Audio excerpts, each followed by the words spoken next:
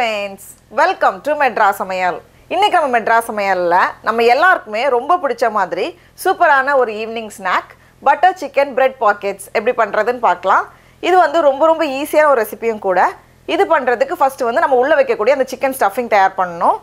அதுக்கு ஒரு மிக்ஸி ஜார்ல புளிப்பில்லாத நல்ல பழுத்த தக்காளியா 2 எடுத்துக்கோங்க. பெரிய சைஸ் தக்காளி. இது வந்து 200 கிராம் இருந்துச்சு. இப்போ இத வந்து ஒரு மிக்ஸி ஜார்ல மாத்திட்டு நல்லா அரைச்சு இந்த மாதிரி எடுத்துட்டு வந்திருக்கேன்.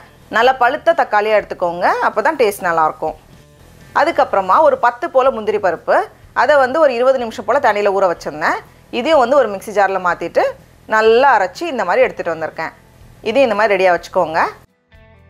இப்போ ஒரு panல 2 டேபிள்ஸ்பூன் பட்டர் சேர்த்துக்கோங்க. வெண்ணெய் வேண்டாம்னு நினைச்சீங்கன்னா நம்ம எண்ணெயிலயும் பண்ணலாம். இப்போ பட்டர் உருகுனதும் இதல வந்து நான் இன்னைக்கு 1/4 கிலோ எலும்பில்லாத சிக்கன் துண்டுகள் எடுத்துர்க்கேன். அதை வந்து கொஞ்சம் சின்னதா கட் பண்ணி வச்சுக்கோங்க. அப்பதான் வந்து நமக்கு ஈஸியா இருக்கும். கூடவே 1/2 டீஸ்பூன் மிளகாய் தூள், கடைசியா இந்த சிக்கனுக்கு தேவையான அளவு உப்பு எல்லாத்தையும் சேர்த்துட்டு இந்த சிக்கன் நல்லா வெந்து வரட்டும். அதை வந்து இந்த மாதிரி நசுக்கிக்கோங்க. அப்பதான் வந்து கொஞ்சம் உதிரியா இருக்கும். கொஞ்சம் வந்து நமக்கு சின்ன பீசஸா இருக்கணும். அப்பதான் வந்து உள்ள ஸ்டஃப் பண்றதுக்கு கரெக்ட்டா இருக்கும். இப்போ பார்த்தோம் அப்படினா சிக்கன் நல்லா வெந்து வந்திருக்கு. இந்த ஸ்டேஜ்ல நம்ம ஸ்டவ் ஆஃப் பண்ணிட்டு இத வெளிய எடுத்து வச்சிரலாம். இப்போ மறுபடியும் இதே panல 2 டேபிள்ஸ்பூன் போல வெண்ணெய் சேர்த்துக்கோங்க. வெண்ணெய் வேண்டாம்னு நினைச்சீங்கன்னா நம்ம எண்ணெய் யூஸ் பண்ணிக்கலாம். வெண்ணெய் உருகுனதும் இதல ஒரு மீடியம் சைஸ்டு வெங்காயம் அதை வந்து நல்லா சின்னதா கட் பண்ணி வச்சிருக்கேன். கூடவே 1 டீஸ்பூன் அளவுக்கு இஞ்சியும் பூண்டையும் நல்லா இடிச்சு வச்சிருக்கேன். அதையும் உள்ள சேர்த்துடலாம். சேர்த்துட்டு இந்த வெங்காயம் லைட்டா வதங்கட்டும். இப்போ வந்து நம்ம ஸ்டவ்வை சிம்ல வச்சிட்டு இதல வந்து கொஞ்சம் மசாலா சேர்க்க போறோம்.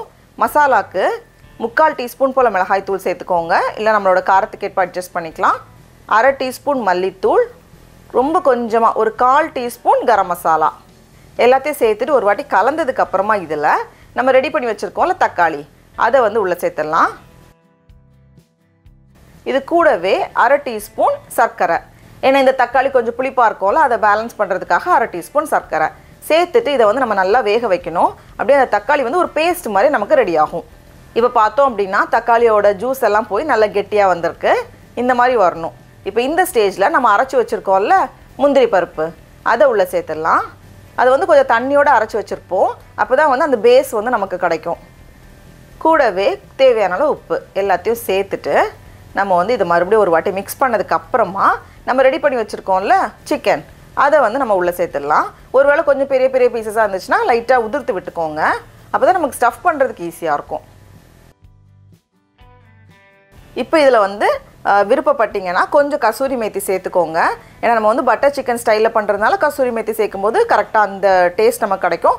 அப்படி இல்லனா நம்ம வந்து கொஞ்சம் நறுக்குன மல்லி இலையும் சேர்த்துக்கலாம். நமக்கு வந்து எது விருப்பமோ அதை வந்து நம்ம யூஸ் பண்ணிக்கலாம். அவ்வளவுதான்.